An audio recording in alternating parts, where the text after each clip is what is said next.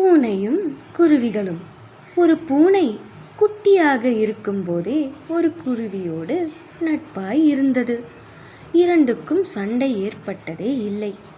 இப்படி இருக்கும்போது குருவிக்கு மற்றொரு குருவியின் நட்பு ஏற்பட்டது. இரண்டு குருவிகளும் ஆரம்பத்தில் அதிக நட்போடு இருந்தாலும் சீக்கிரத்தில் விரோதிகளாக மாறிவிட்டன. இரண்டும் அடிக்கடி சண்டை போடும்.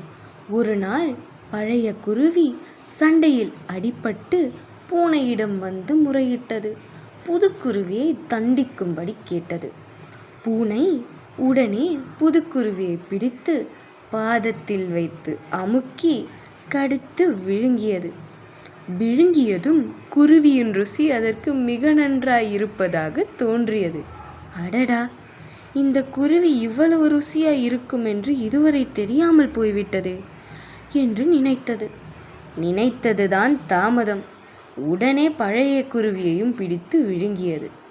நீதி: தீமையை ஆரம்பிப்பது சுலபம், நிறுத்துவதுதான் கஷ்டம்.